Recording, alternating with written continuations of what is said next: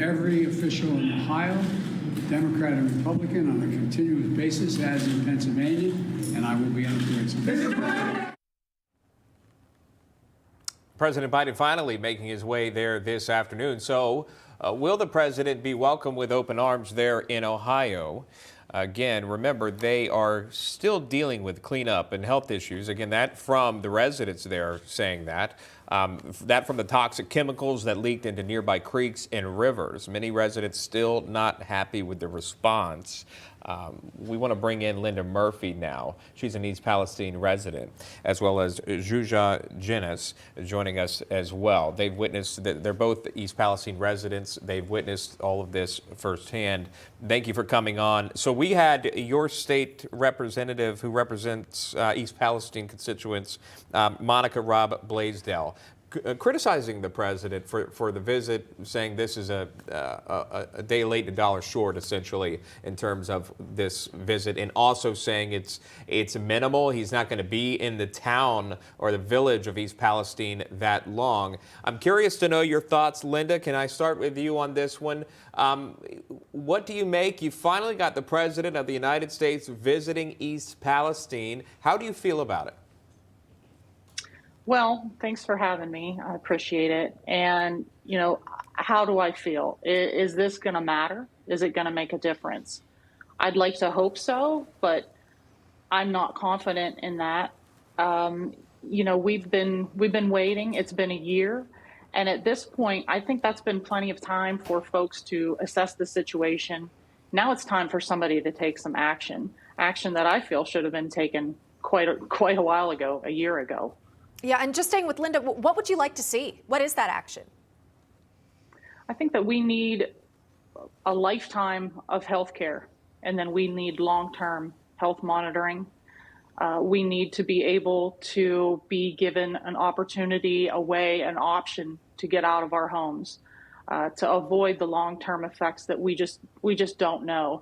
These scenes have played out in other communities, and 20 and 30 years down the road, there have been life-altering illnesses and diseases, and also life-ending illnesses from these types of chemicals.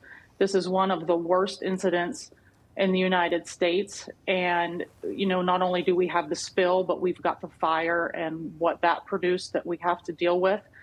And this is a long-term game, and we don't know what those results are going to be. And I think that needs to be given some serious attention. And that healthcare is just so important, so important. Yeah, excellent point. Again, you're asking for healthcare.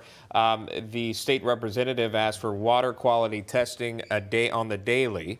Zsuzsa, if I can bring you into this conversation as well. Many residents feel like they've been ignored, that East Palestine has been ignored, that this catastrophe that unfolded on this very small community has kind of gone under the radar in terms of the administration's response, the White House response. Zsuzsa, how do you feel now that you're seeing the president? He's going to arrive there at 4 p.m. or somewhere around there this afternoon to East Palestine, but it is a year and 2 weeks later after that devastating event occurred. Do you feel ignored, Zsuzsa? Absolutely. I feel very ignored and neglected. My family is still in a hotel a year later because we were forced to flee our home from being sick from the chemicals.